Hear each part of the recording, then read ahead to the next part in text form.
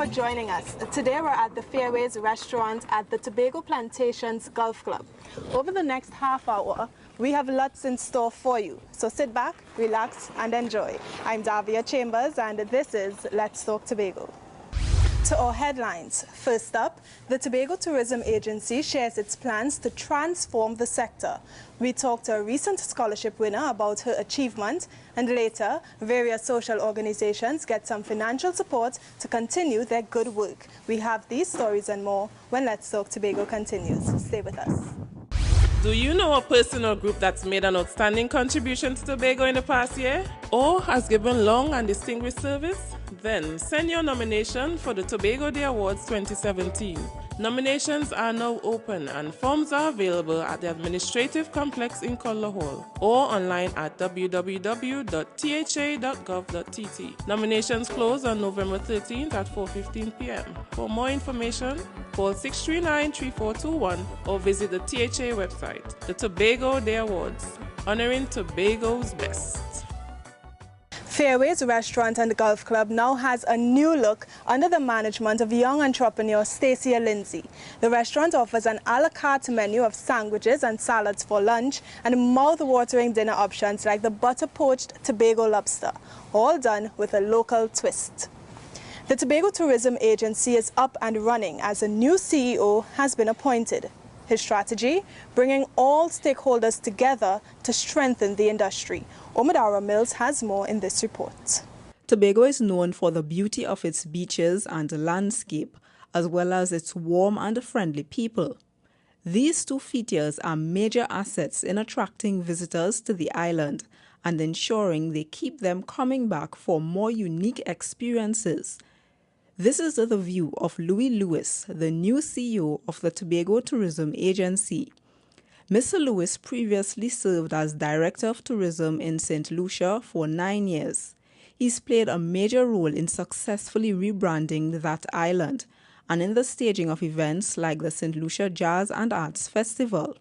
Mr. Lewis says he'll be paying close attention to the island's branding and marketing. You really have to be rounded in your approach because of the multifaceted way in which tourism operates. But a lot of what we do going forward starts with the establishment of what is Tobago, the brand. What do we want to sell ourselves at, how do we want to be identified in the marketplace? So you will see a lot of effort being spent on developing a brand, and very closely with that brand, it's a marketing plan that actually actions the aspirations of the people and how we want to position ourselves. Mr. Lewis says it's important to measure how much is spent by tourists when they visit. He's also suggesting a more targeted marketing approach that maximizes unique selling features like ecotourism and culture. People don't just come to a destination because there's an attractive hotel. They come to experience something that is different to what they are accustomed to. And the culture of Tobago is a point of attraction. And if you merge that with a marketing, for instance, your Heritage Festival is a very compelling reason to visit. Mr. Lewis says collaboration among all tourism stakeholders is important. He wants the agency to work closely with transportation providers and property owners. We have to work very closely with the Hotels Association because at the agency, we are in the business of creating an impression, creating a demand. But at the end of the day, for it to become effective, there must be a sale.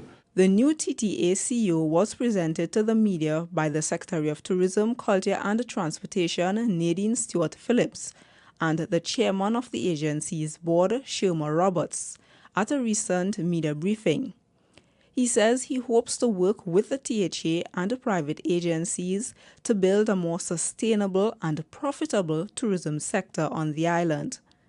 I'm Omadara Mills for Let's Talk Tobago. Fairways overlooks the ground of this former plantation. Now patrons can almost visualize its history while sipping on refreshing signature cocktails. If you're in Tobago, a visit to this restaurant must be a part of your itinerary. We turn now to the classroom, where young people had a chance to contribute to issues affecting them. They shared their ideas at a recent roundtable discussion. Here's more. Protecting our girls. was the theme of the 2017 Roundtable Discussion Series for secondary schools across the island. The event, put on by the Department of Youth Affairs, provides awareness on the issues affecting youth. It also gives students the opportunity to share their concerns and experiences and talk about solutions. At this meeting at the Scarborough Secondary School, one major issue dealt with was child sexual abuse. At the Child Protection Unit, most of the reports we have are coming from the homes. And at homes, some homes don't have mother and father living together, or persons are living with extended family. And in those extension of families, we have a lot of report taking place. Uncle, granny, maybe even sometimes we have mommy going to work, brother interfering with sisters. The students have the opportunity to talk openly about sexual abuse and how they can help to prevent such incidents. I don't think it would be so easy to report the situation, because sometimes it might be hard for your friend just come in and tell you about the situation and things like that. But because the abuser might be threatening them if they tell anybody, teach them or something, so it will be hard for them. So me now, I will more encourage the person to come and report it themselves. There are two things you could do.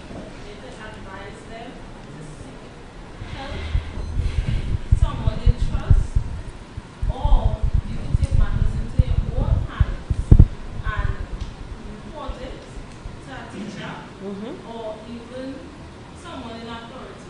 The police also give information on how the Sexual Offences Act of 2012 treats issues of sexual abuse and assault. Just as illegal, it bears the same penalty, life imprisonment, whether an adult penetrates a child or a child penetrates an adult. If even an adult male places his mouth or places the breasts of a child into his mouth, that is also sexual penetration, because his mouth is his bodily orifice and a child's breast is a body part. All right? The roundtable discussion was held at 5 secondary schools on the island. It's an initiative of the Division of Sport and Youth Affairs. I'm Keishon Wilson for Let's Talk Tobago. If you're looking for a venue to host any special occasion, look no further than Fairways. Management wants you to know that they offer very affordable packages for birthday parties, anniversaries, weddings, and christenings. The space also includes a conference room that can be used to host business meetings. Now, development is not just about infrastructure and the economy. It's also about having people with the right skills and ideas to drive positive change. One program is building that foundation by investing in our young people. Here are the details. Tobago's job market is ultra-competitive, and young people across Tobago are strengthening their skills, abilities, and instincts to thrive in this ever-changing world. They're being empowered to strive toward excellence and to be influential in every sphere through the 2017 Capacity Building Training Program. On a personal level, if we are not effective, it is difficult for us to be effective in teams and even more difficult for us to be effective leaders. The Division of Sport and Youth Affairs offers this program annually so that young people in Tobago can have a head start to their careers. It's meant to provide support for youth at 3 levels: individual, institutional, and societal. Not only for themselves as individuals, but also as we seek to support the work and operations of youth organizations. This time around, in November 2017, the Capacity Building Training Program will focus on leadership. We start with leadership today and tomorrow, and then we flow into what is executive development training. The participants also learned about the importance of advocacy. That obviously seeks to zone in on the reality that as young persons, there are opportunities where we would like young persons to be able to speak out and young persons to be able to advocate, not just raising concerns, but also coming up with proposed solutions. The Capacity Building Training Program ran for 1 week. I'm Keishon Wilson for Let's Talk Tobago. Coming up next, we'll tell you the story of a scholarship winner who's overcome adversity to taste sweet success. More when Let's Talk Tobago returns. Stay with us. Tobago, join us for Finance Week from November 13th to the 22nd, hosted by the Division of Finance and the Economy. Come, hear the experts share solutions at the Tobago Economic and Business Outlook Conference on November 14th. And this year, we're introducing the Financial Literacy Empowerment Forum on November 15th. Then, there's a Youth Empowerment Forum on November 17th and the Financial Literacy Breakfast Meeting on November 22nd. Join the conversation for a better Tobago. For registration and further information, call 639-4412, extension 4405. Now this place has a lot of history. Before becoming Fairways, it was owned by Home Construction Limited, the HCL group of companies. It was first known as 19 Hole, and then it was called Muscovado until it was taken over by the Magdalena Grand Beach and Golf Resort in 2013. It was then renamed Fairways. So I have a question for you. What does it take to win a scholarship? Ambition? Hard work? Dedication? Well, these are all qualities of a young Tobago student who's reaping the rewards. Have a look at this story. Loyan Scotland completed her Cape studies at Bishop's High School. Now she'll attend the University of the West Indies, St. Augustine, from September 2018. But Loyan won't have to worry about tuition fees. She's been awarded an additional scholarship by the government of Trinidad and Tobago, a reward for exceptional grades in her Cape examinations. I got grade 1s in biology, sociology, and Caribbean studies, but I got a grade 2 in Spanish, but I got a grade 1 the year before. Well, I had to sacrifice my sleep, my energy, time in recreational activities. Sometimes I had to miss church activities just to study or finish assignments and do SBAs. Loyan says when she heard the news, she was stunned. I was quite surprised. I was very shocked. And I'm like, they're sure that that was my name. I was very shocked. And it's still now, sometimes I can't believe that I was chosen, that I was selected to be awarded a national scholarship. So it is overwhelming, it's overjoying, but still surprising at the same time. The scholarship winner had a few words of encouragement for current sixth formers. Continue to have confidence in themselves, continue believing in God and praying and gaining the confidence to go forward and push through this process, because there is life after Cape, and Cape is just a stepping stone towards your further achievement and success and development. Loyan hails from the village of Roxborough. She says that she'll study psychology next year. 4 other Tobagonians received scholarships.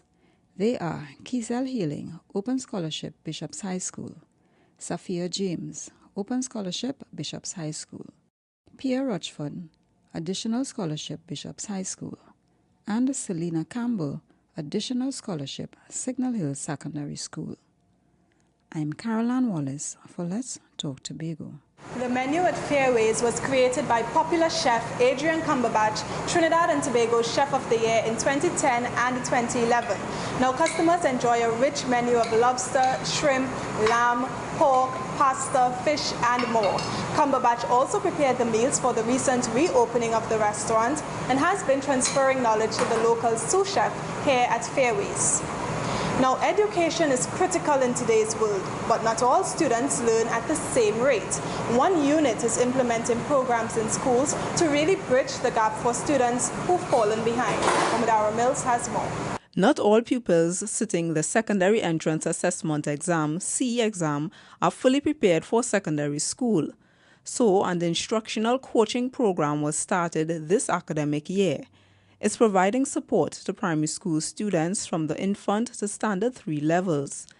The program was introduced by the Department of Education's Curriculum Development Unit, which develops, monitors, and evaluates the school curriculum.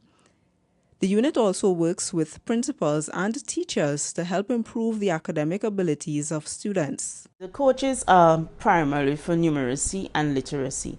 We believe that one of the major contributing factors to the number of students who are scoring below 30 at the SCA examinations is literacy.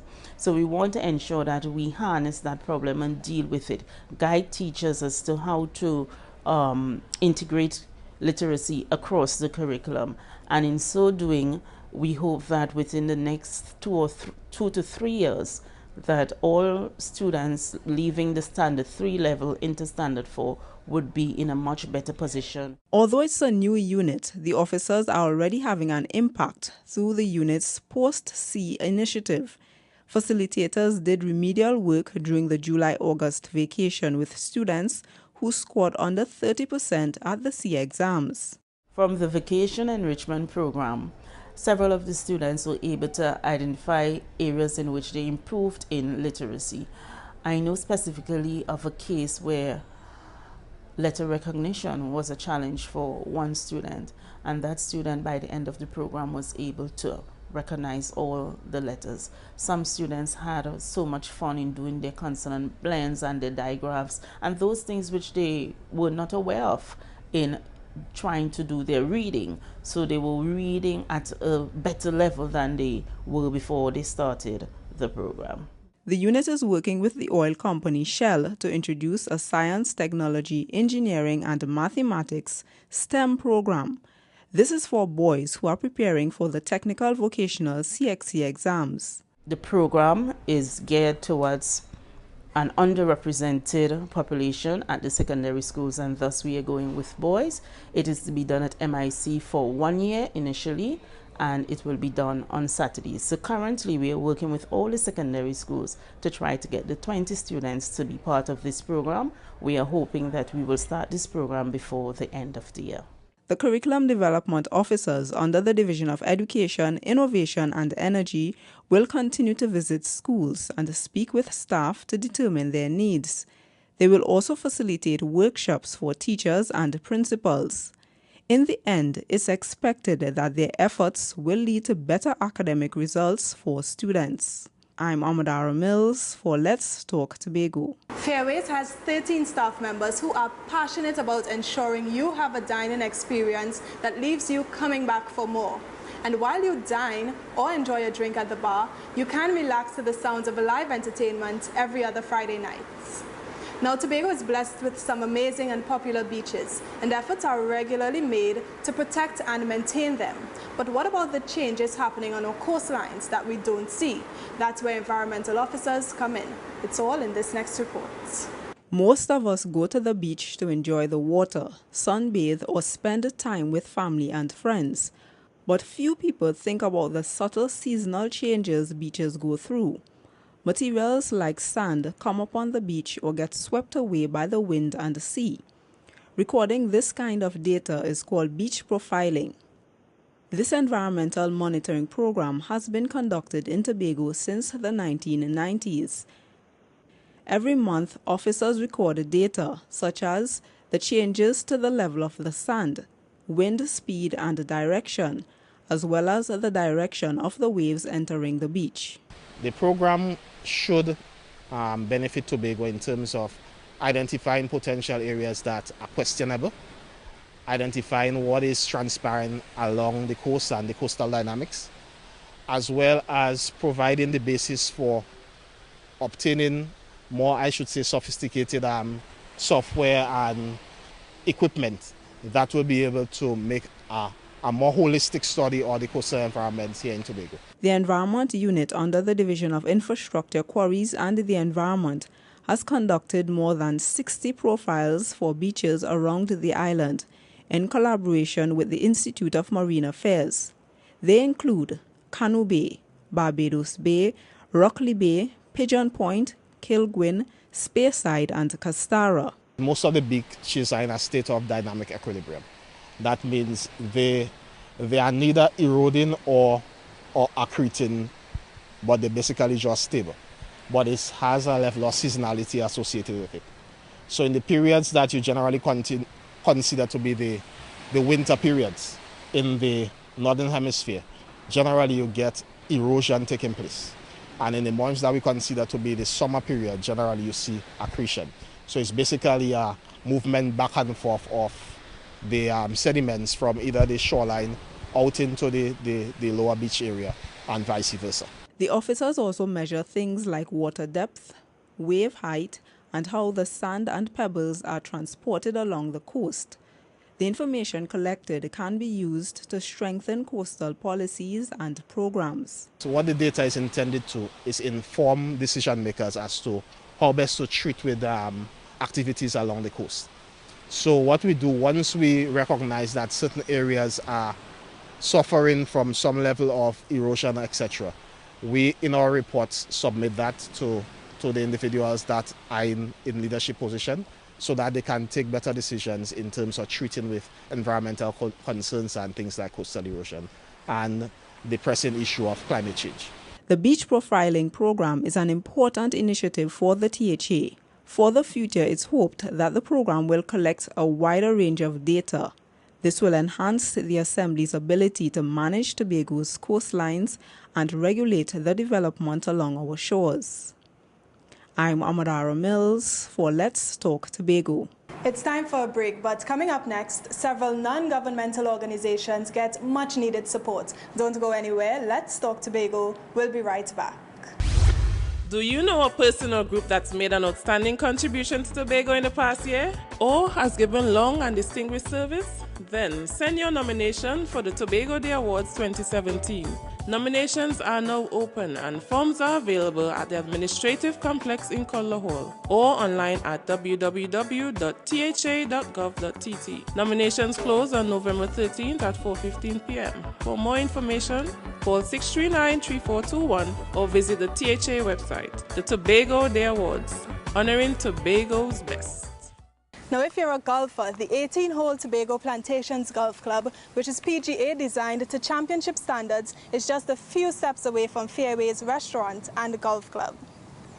So many of the island's NGOs contribute to social upliftment and development, and sometimes they too need a little help. So a number of these organizations recently got financial support. Here's this report.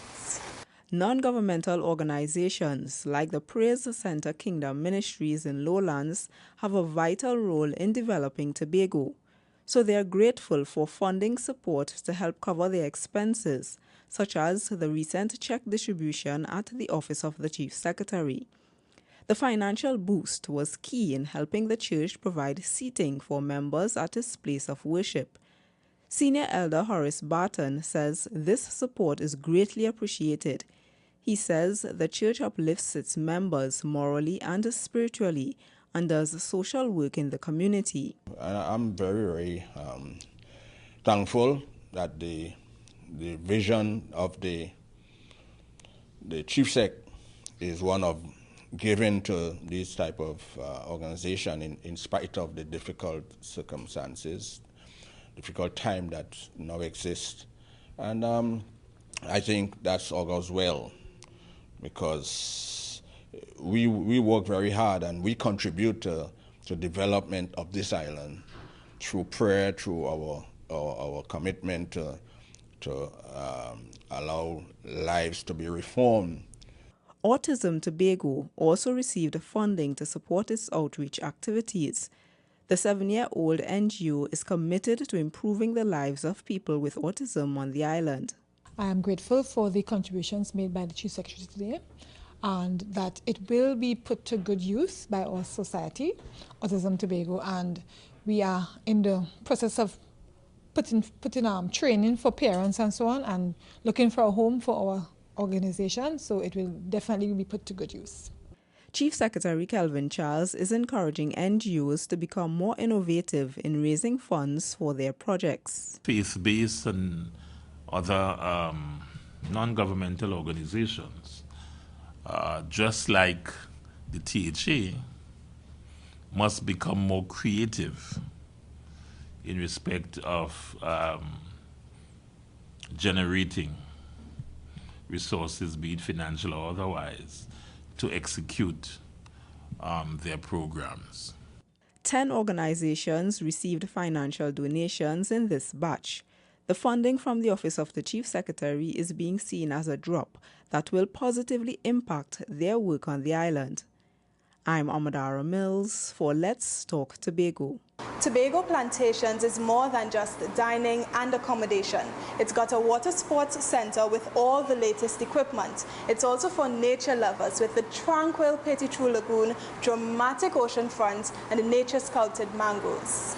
Now, 50 years is a big milestone for any organization, and one institution had a celebration to match its golden jubilee. We hear more from Marlon Gottslieben in this report. The village of Buku is one of the most well-known communities in Tobago. It's home to the Buku Goat Race, the renowned Buku Reef, and NLCB Buccaneers Steel Orchestra. The band was formed in 1967, and it celebrated 50 years of beautiful music with an awards ceremony at the Magdalena Grand Beach and Golf Resort. But Buccaneers wasn't always about steel pan. It started with a group of young boys. We really started playing cricket. And from cricket, we decided we want to do something else instead of going astray. And we raised funds, passed the sales and all the rest of it, and then we bought instruments and started the band. When we bought the pans, we were looking for somewhere to pitch our tent. And we contacted the owner of the premises here, which is one Mr. Courtnell Roberts. He's now deceased. And he gave us permission to erect the tent on this property. And the band has been here ever since. NLCB Buccaneers Steel Orchestra participates in music festivals, and the band is almost a fixture at panorama competitions.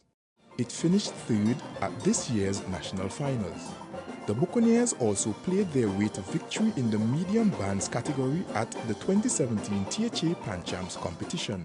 But I'm also hopeful that the organization will have even a greater impact in the next 50 years than you had over the last 50 years. I'm not sure if I will be around 50 years from now, but I look forward to next year and even the year after that, as this organization continues to grow and continues to impact this country significantly and positively. The ceremony recognized pioneers, band leaders, and others who have contributed over 5 decades of existence. The band also received special praise from the National Lotteries Control Board, NLCB, its sponsor for the last 13 years.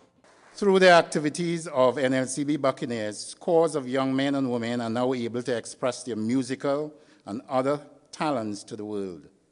Some of the band members would have been fortunate enough to travel to other countries to showcase the national instrument of Trinidad and Tobago. Several persons would have gained employment from being directly involved with the band, and this augurs well for the continued development of Tobago, because like Trinidad, the battle against the negative scourge of crime and the current economic climate is a challenge. The Buccaneers are planning a 2018 tour of Tobago to show residents just why they've been around for 50 years. I'm Marlon Gottslieben for Let's Talk Tobago. It's time for Have Your Say, the segment of our program where we hear your thoughts on issues affecting Tobago. This week we are asking, what can we all do to help protect the environment? Here's what you said.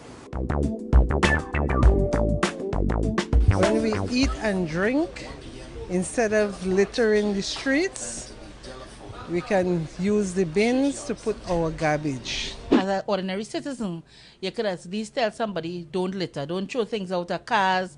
If you drink something or eat something in the tongue, and find a bin. Whatever garbage you get, put it in the plastic bag or the garbage bag or whatever, and look for a bin. You have been on the highway, you have been on the tongue area. My trucks I could make sure that I'm not doing any air pollution, so clean my engine regularly, so that I wouldn't have any black smoke out of the truck and all of that. Make use of the dustbins and stop throwing rubbish in the drains and all of these stuff. Tobago is a nice place. We have to keep it clean.